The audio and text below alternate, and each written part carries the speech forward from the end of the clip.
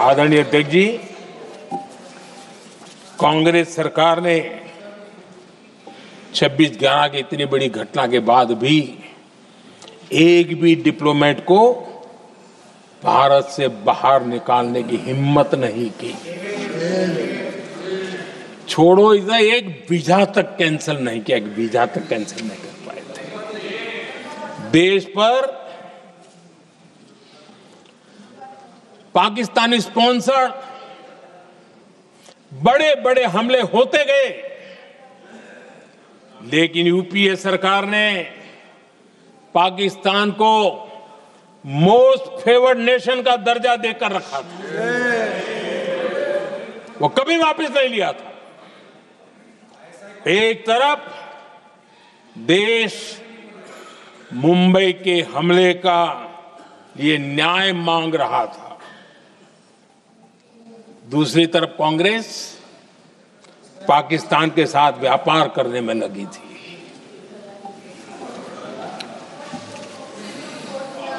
पाकिस्तान वहां से खून की होली खेलने वाले आतंकियों को भेजते रहे,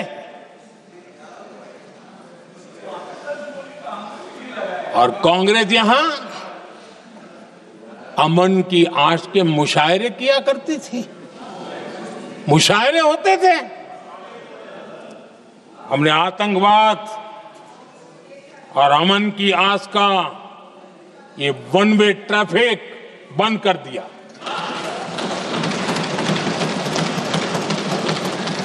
हमने पाकिस्तान का MFN का दर्जा रद्द किया, वीजा बंद किया।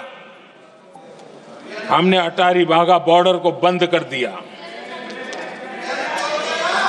आदरणीय अध्यक्ष जी,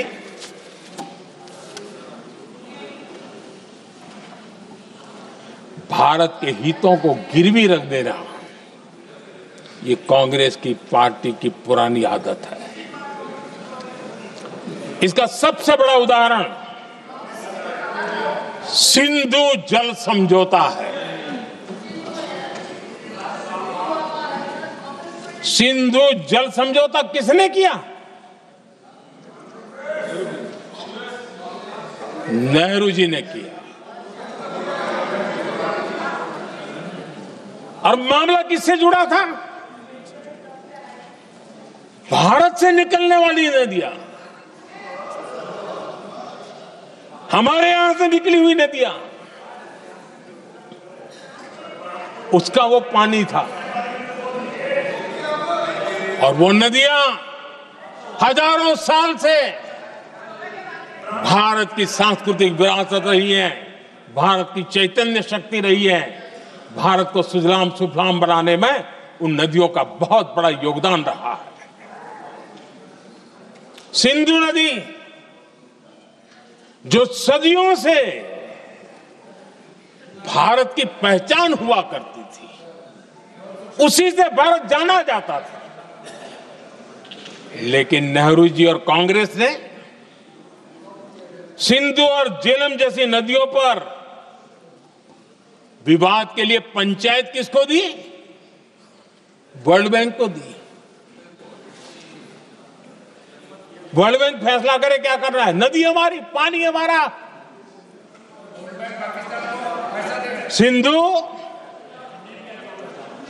सिंधु जल समझौता सीधा सीधा भारत की अस्मिता और भारत के स्वाभिमान के साथ किया गया बहुत बड़ा धोखा था।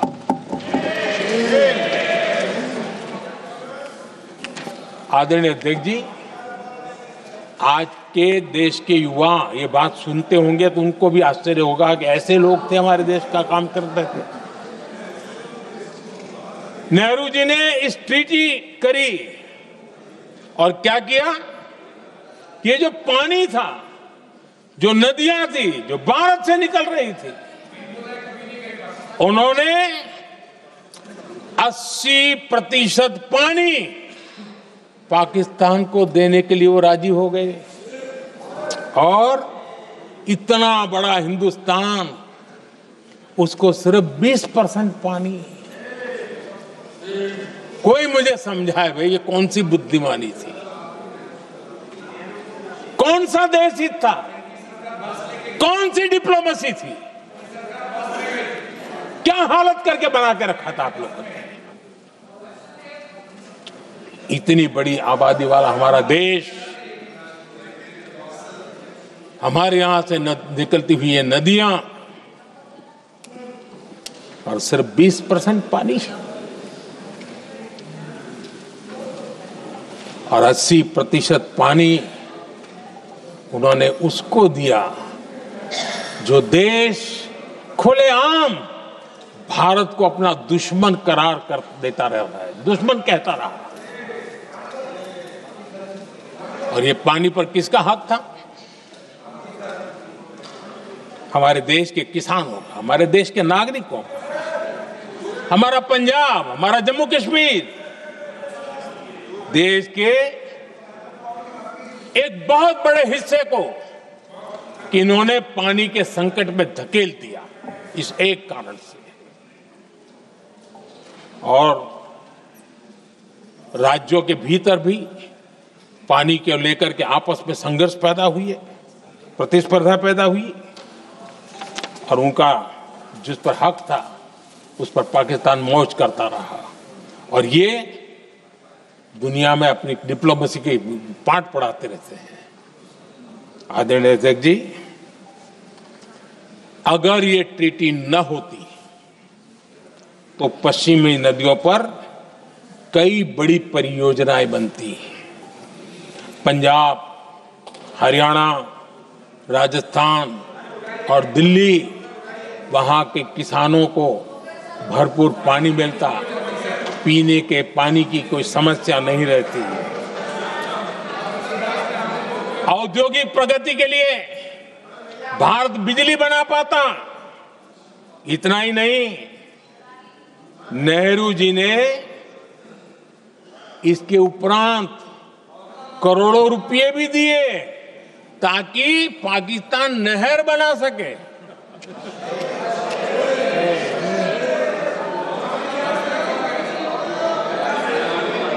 आदरणीय अध्यक्ष जी, इससे भी बड़ी बात, देश चौंक जाएगा। ये चीजें छिपाई गई है, दबा दी गई है। कहीं भी बांध बनता है तो उसमें एक मैकेनिज्म होता है उसकी सफाई का, डीसिल्टिंग का। उसमें जो मिट्टी भर जाती है, बाकी घास वगैरह आकर के भर जाता है तो उसकी कैपेसिटी कम होती है, तो उसकी सफाई के लिए यानी इनबिल्ट व्यवस्था होती है। नेहरू जी ने पाकिस्तान के कहने पर यह शर्त स्वीकार की है कि इन बांध में जो मिट्टी आएगी, कूड़ा कचरा आएगा और बांध भर जाएगा, इसकी सफाई नहीं कर सकते, डीसिल्टिंग नहीं कर सकते हैं।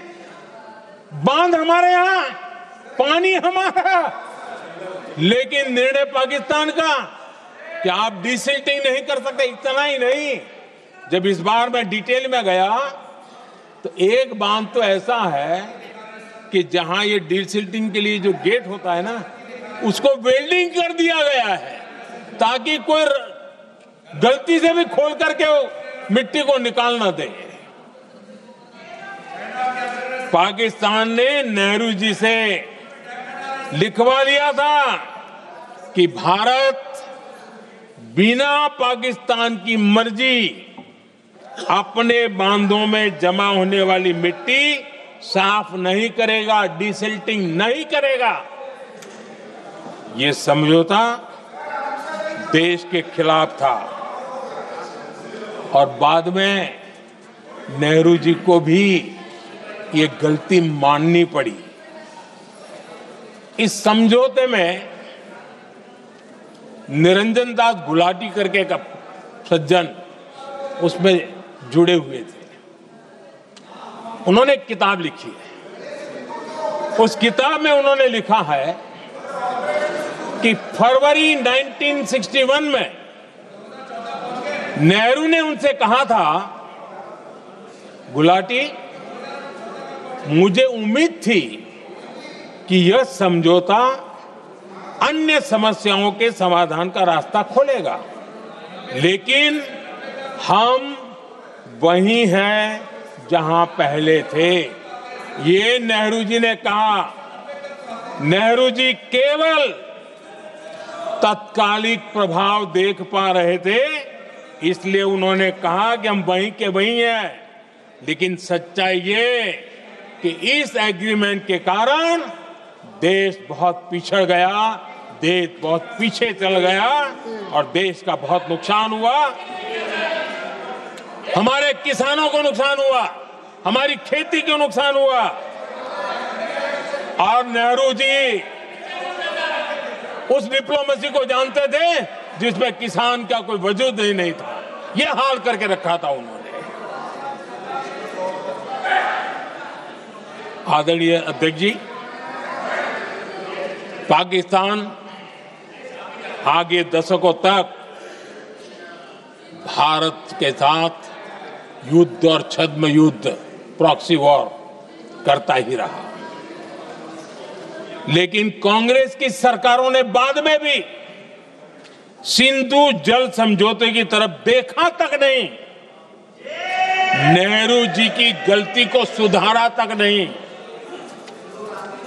आदरणीय अध्यक्ष जी, लेकिन अब भारत ने पुरानी गलती को सुधारा है, ठोस निर्णय लिया है। भारत ने नेहरू जी द्वारा किए गई बहुत बड़ी ब्लंडर, सिंधु जल समझौते को देश हित में, किसानों के हित में एबेंस में रख दिया है।